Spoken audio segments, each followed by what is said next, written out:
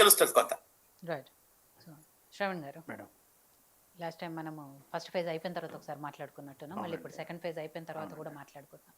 సరే, ఏ ఫేజ్లో అయినా కూడా అధికార పార్టీకి సంబంధించిన వాళ్ళు బలపరిచిన అభ్యర్థులు ఎక్కువగా గెలిచారు అనేది చూస్తున్నాము. అఫ్కోర్స్ ఏ పార్టీ అధికారంలో ఉన్నా ఆ పార్టీ బలపరిచిన అభ్యర్థులే గెలుస్తూ వస్తున్నారు, గతంలో చూసినా ఇప్పుడు చూసినా కూడా. కానీ బీఆర్ఎస్ పార్టీ అంటే ఈ 2 ఏళ్లలో కాంగ్రెస్ పార్టీ చేసిందేమీ లేదు కాబట్టి గ్రామాల్లో ప్రజల్లో వ్యతిరేకత ఉంది. ఆశించిన స్థాయిలో స్థానాలు రాకపోవచ్చు అని చెప్పారు, కానీ అఫ్కోర్స్ ఆశించిన స్థాయిలో వచ్చాయో ఏదొచ్చాయో కానీ మొత్తానికి ఎక్కువ అయితే వచ్చాయి. At the same time BRS పార్టీకి సంబంధించిన వాళ్ళు బలపరిచిన అభ్యర్థులు కూడా చాలా చోట్ల గెలిచారు. ఈవెన్ బీజేపీకి వచ్చిన రిజల్ట్తో వాళ్ళు కూడా సంతృప్తిగా ఉన్నాము అనే చెప్తున్నారు. ఈ 2 ఫేజ్ల ఎలక్షన్స్ అనాలిసిస్ ఇస్తే మీకేమనిపిస్తుంది? రైట్ అండి. నేను ఎప్పుడు చెప్పినా కూడా గ్రామీణ స్థాయి సామెతల రూపంలోనే చెప్పడానికి ప్రయత్నం చేస్తాను.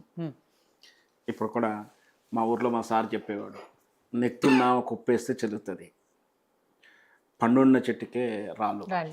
అట్లాగే ఇప్పుడు అధికార పార్టీ కాంగ్రెస్ కాబట్టి కాంగ్రెస్ ఆటోమేటిక్గా ఈ గ్రామ స్థాయిలో కొంచెం ప్రభావితం చూపిస్తుంది, గెలుస్తాయి. అది ఊహించిందే, అది మనమే కాదు నేనే కాదు అందరూ ఊహించిన విషయం, అందరికీ తెలిసిన విషయమే. ఇంకోటి ఇది రెఫరెండం కాదు ఒకటి. రెండోది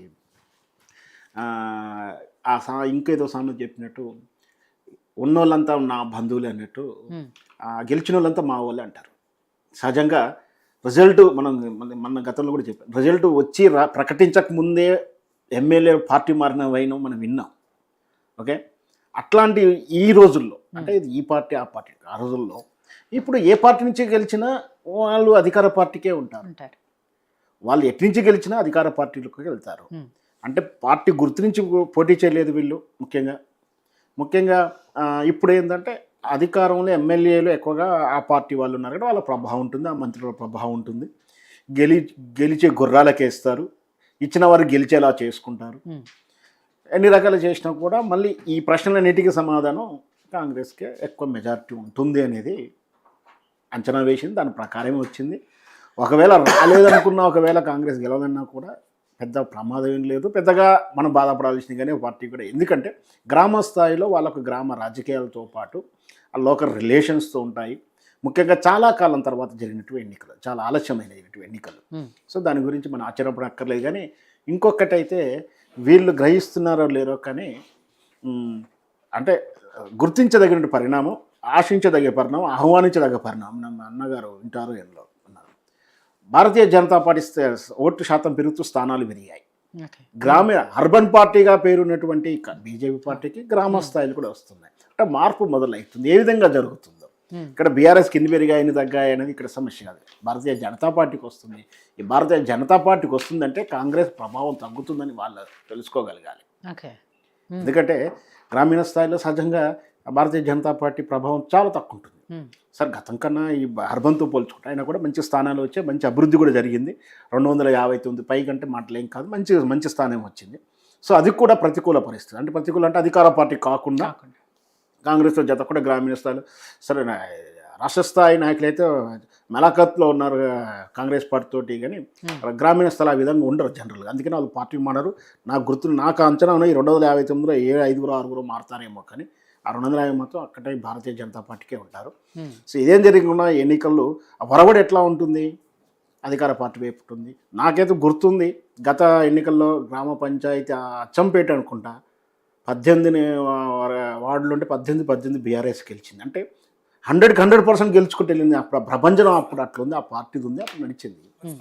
ఇప్పుడు మార్పు కోరుకున్నారు, దాని తగ్గట్టు కాంగ్రెస్ వచ్చింది. కాంగ్రెస్ దట్టే ఉంది కాబట్టి ఈ రిజల్ట్ ఊహించిన స్థాయినే ఉంది, పెద్దగా మార్పే ఉండదని నేను అనుకుంటున్నా. కాంగ్రెస్ వీటన్నిటికీ అందుకనే చాలా జాగ్రత్తగా రేవంత్ రెడ్డి గారు పొలిటికల్ స్ట్రాటజీ మెయింటైన్ చేశాడు. ఒకవైపు గ్రామీణ స్థాయి వైపు ఆయన ప్రచారం చేస్తూనే వైఫల్యాల గురించి చర్చ జరగకుండా సమ్మిట్ల పేరు మీద, ఫుట్బాల్ మ్యాచ్ల మీద చాలా చక్కగా మేనేజ్ చేసుకుంటూ, అంటే హెడ్లైన్స్ గ్రామస్థాయి సమస్యల కన్నా వీటి మీద చర్చలా జరగడం కూడా ఒక అందుకు ఆయనకు హెల్ప్ అయిందని నేనైతే రాజకీయ విశ్లేషకుడిగా భావిస్తున్నాను. ఏది జరిగినా రేపు ఇంకా జెడ్పీటీసీ ఉంది, మరి అవి కూడా బహుశా జెడ్పీటీసీ పార్టీ గుర్తుల మీద అప్పుడు కొంచెం ఈ పార్టీకి ఏం జరిగిందని నిర్ణయం తీసుకోవచ్చు. ఇంకొకటి ఏంటంటే ఈ పార్టీలంతా కూడా గెలిచే పార్టీ వైపే ఉంటారు. గెలిచిన వాళ్ళంతా కూడా మళ్ళీ నిన్నటి బీఆర్ఎస్ వాళ్ళే.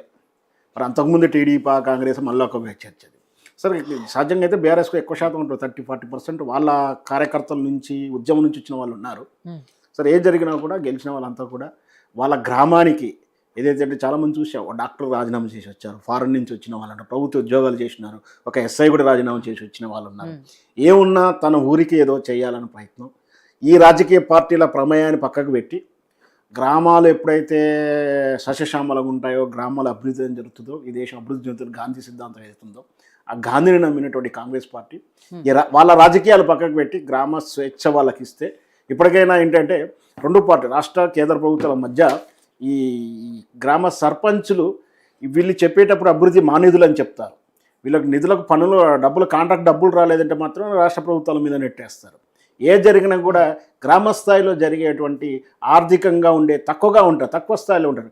వాళ్ళ ఆత్మహత్యలకు మళ్ళీ ఈ నెక్స్ట్ టర్మ్లో వాళ్ళు పోకుండా వాళ్ళ పని వాళ్ళు చేసినట్టు రాష్ట్ర గ్రామాభివృద్ధి జరిగేలా ఈ రాజకీయ పార్టీలు ఎవరైతే గెలిచినారో ఇవన్నీ చెప్పుకుంటున్నారో వాళ్ళందరూ సహకరిస్తే గ్రామాభ్యుదయం జరుగుతుందని ఉంది. కానీ అసలు ఆయనే చెప్పారు నిధులు లేవు, ఎక్కువ ఖర్చు పెట్టకండి, గ్రామాలకు నిధులు రావు అనే స్వయన రేవంత్ రెడ్డి గారే చెప్పారనేది బీఆర్ఎస్ నాయకులు.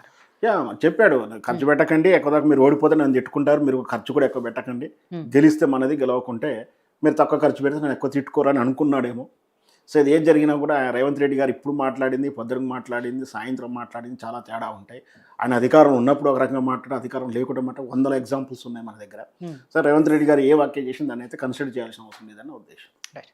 సో రాములు గారు, ఒక చోట ఎక్కడో చూసాము, ఒకే ఒక్క ఓటుతో గెలిచిన అభ్యర్థి కూడా ఉన్నారు. అది కూడా వాళ్ళ మామగారు ఎక్కడో ఫారెన్ నుంచి వచ్చి మరి ఓటేశారు, ఒక ఓటుతోనే ఆవిడ గెలుపొందిన సందర్భాలు చూస్తున్నాం. ఇలా రకరకాలుగా జరిగాయి. సరే ఏదైనా కూడా మీరు అదే అంటున్నారు, ఇక్కడ సూర్యాపేట జిల్లా అలా రకరకాలుగా జరుగుతున్నాయి. సరే ఏదైనా కూడా మీరు అన్నట్టుగానే అధికార పార్టీకి సంబంధించిన అదే ప్రతిసారి కూడా ఎక్కువగా గెలుచుకుంటూ వచ్చిన సందర్భాలు కూడా చూస్తున్నాం. సరే నిధులు ఉన్నాయా లేదా, నిజంగా రేపు ఎట్లా అభివృద్ధి చేస్తారు ఏంటి అనేది కూడా టాస్కే.